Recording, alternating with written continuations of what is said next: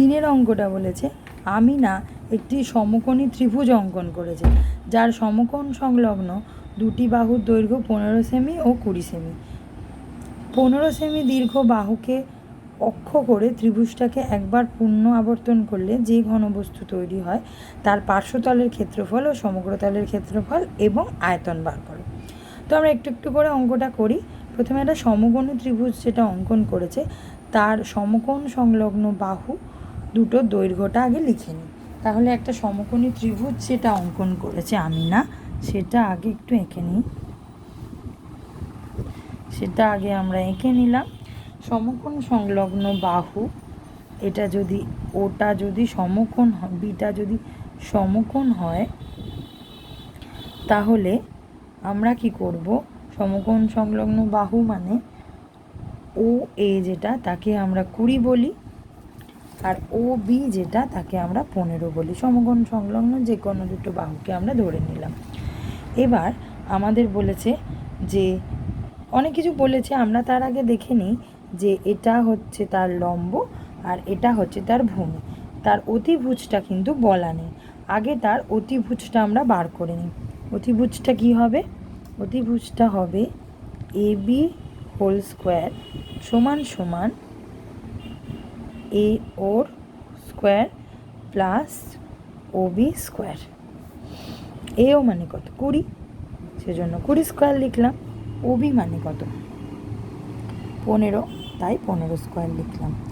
তাহলে 400 হবে, আর এটা 15 15 কত হয়? 225। তারপর এ বি মানে কত হবে? 625। 625 মানে কত হবে? শুধু 25, 625-এর বর্গমূল। তাহলে আমাদের যেটা ছিল না অতিভুজ সেটা আমরা বার করে নিলাম। এবার আমাদের বলেছে যে 15 সেমি বাহু, 15 সেমি বাহুটাকে অক্ষ ধরে ত্রিভুজটাকে একবার পূর্ণ আবর্তন করা হলো। 15 সেমি বাহুটাকে অক্ষ ধরে আমরা ত্রিভুজটাকে একবার পূর্ণ আবর্তন করে দিলাম। আমরা গতকালকে বুঝিয়েছিলাম যে যখন আমরা অক্ষ ধরে কোনোটাকে ঘোরাই সমকোণী ত্রিভুজকে, তখন আমাদের যে ঘনবস্তুটা তৈরি হয় তার নাম হয় কি? লম্ব বৃত্তাকার শঙ্কু। তাহলে আমাদের এখানে যে ঘনবস্তু তৈরি হবে সেটার নাম কি হবে? লম্ব বৃত্তাকার শঙ্কু। তাহলে আমরা কি লিখব? 15 সেমি দীর্ঘ বাহুটিকে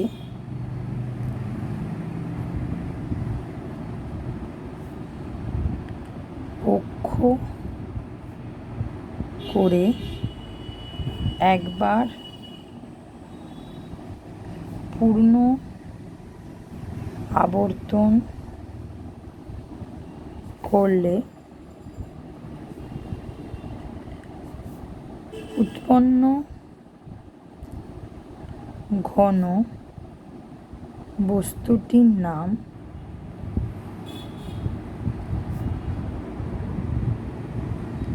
লম্ব বৃত্তাকার শঙ্কু। লম্ব বৃত্তাকার শঙ্কু। তো আমরা একবার শঙ্কুর ছবিটা আঁকি।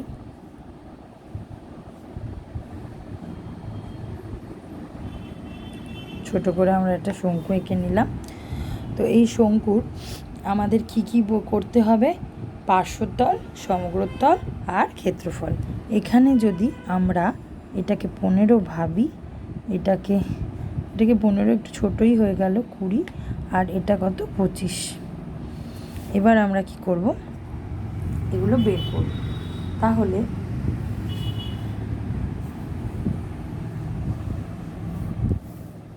আমরা কি করব? এবার লিখব শঙ্কুর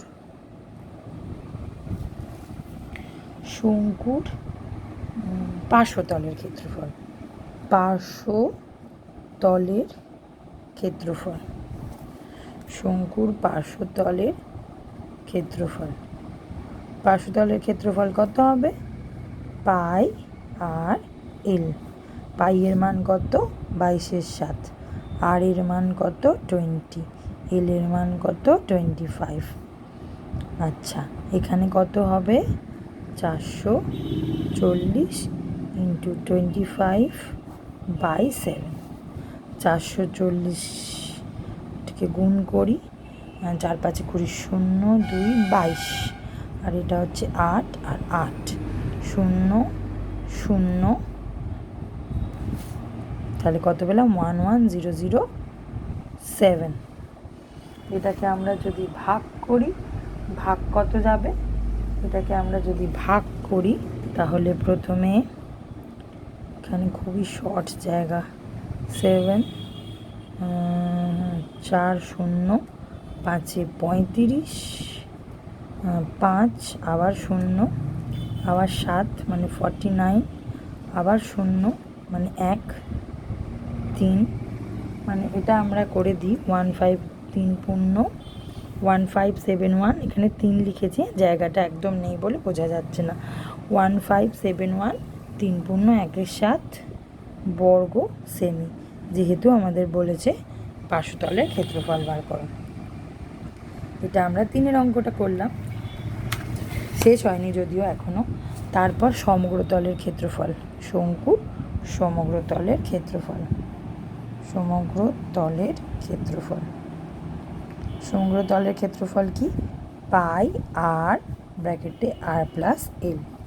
পাইয়ের মান 22/7, আর এর মান 20, আর এটা কি হবে? 20 ইন্টু এল এর মান কত? 25। তাহলে 22/7 ইন্টু 20 ইন্টু এটা কত হবে? 45। এটা তো আমরা জানি 440 হচ্ছে, আর তার সঙ্গে 45কে গুণ হবে।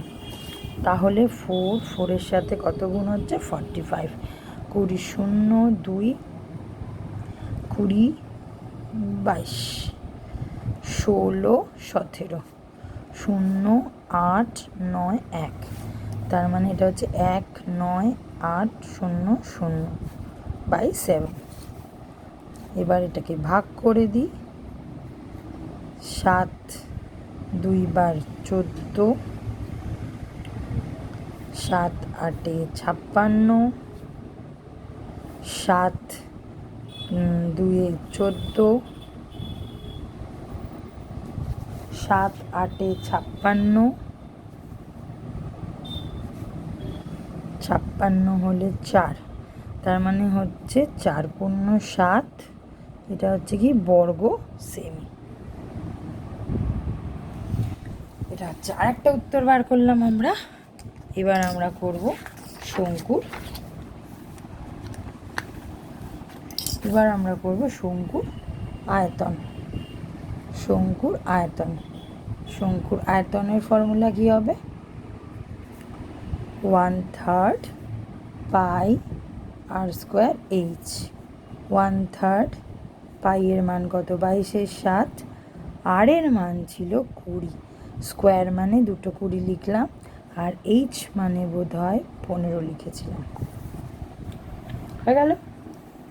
এবার কাটাকুটি করি, 3 5 15, এটা হচ্ছে 20, আর এটা করলে 444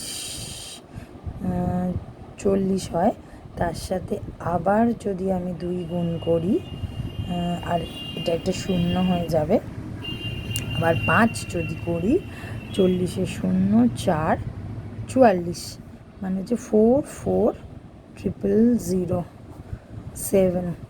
এটাকে আবার ভাগ করতে হবে, 7 5 35, 7 6 42, 42 2 0, 7 2 14, 6 0, 7 8 56, 4 আবার 0, 5 35,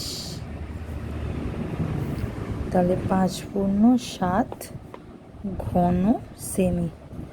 এটা হলো আমাদের 3-এর অঙ্কটা। এটা আমরা বার করলাম 3-এর অঙ্কটা, 3-এর লাস্ট পার্টটা। বা 4-এর অঙ্কটা করি।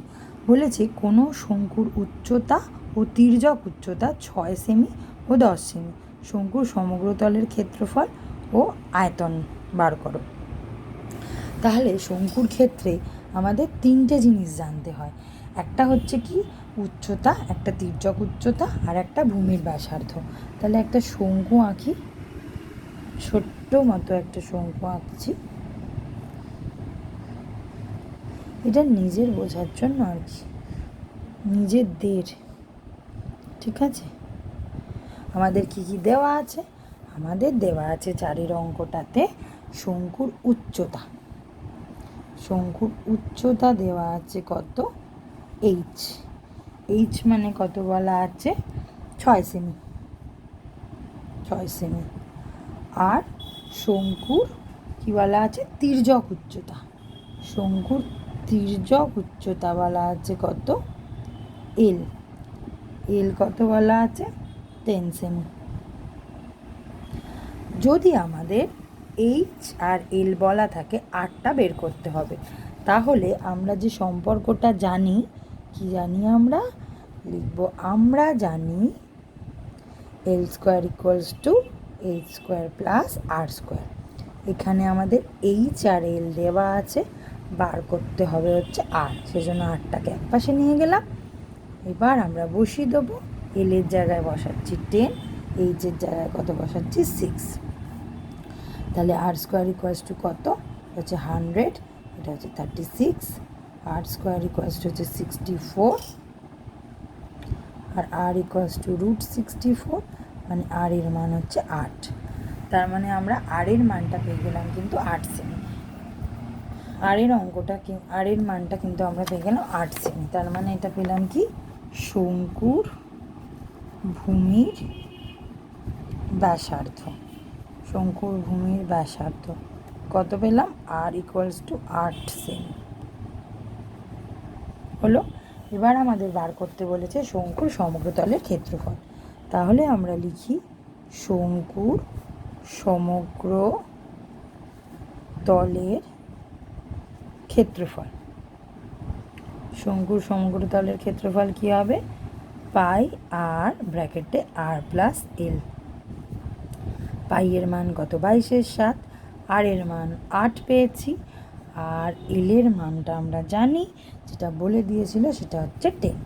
তাহলে 22/7 ইন্টু 8 ইন্টু 18। এবার আমরা একটু কাটাকুটি করে ফেলবো। কাটাকুটি করে কি হবে? কাটাকুটি যাবে না, সরি, গুণ করতে হবে। 16, 16 আর 1 17, আর এটা আবার 8 দিয়ে যাবে। 8 6 48, 8 4 56 57 58 59 60 0 6 8 6 14, আর এটা হচ্ছে 6 7 1। তারপর এটা হচ্ছে 8 6 11 3। গুণ ঠুন করে আমরা পেলাম 3168/7। এটাকে একটু ভাগ করে দেখে নিই কী হবে। এটাকে ভাগ করলে প্রথমে যাবে 4 7 28, 28 মানে 3 6, 5 35 1, তারপর 8, 8 মানে 7 2 14, 14 4, তার মানে হচ্ছে এত, যেহেতু ক্ষেত্রফল তাই বর্গ সেম। তাহলে উত্তর কী হলো? 452/4/7। এবারে এই অঙ্কটাতেই বলেছে আবার আয়তন বার করো। তাহলে আমরা লিখছি শঙ্কুর আয়তন। শঙ্কুর আয়তন, আয়তন কত হবে? 1/3 পাই আর স্কোয়ার এইচ। তাহলে 1/3 রইল, পাই এর মান 22/7, আর এর মান যেহেতু স্কোয়ার আছে দুটো 8 লিখলাম, আর এইচ কত? 6। 3 2 6, এটা 8 8 কত? 64 আর 44। 64 আর 44-এ গুণ করছি। 16 24 আর 1 25, এটাও 6 5 2।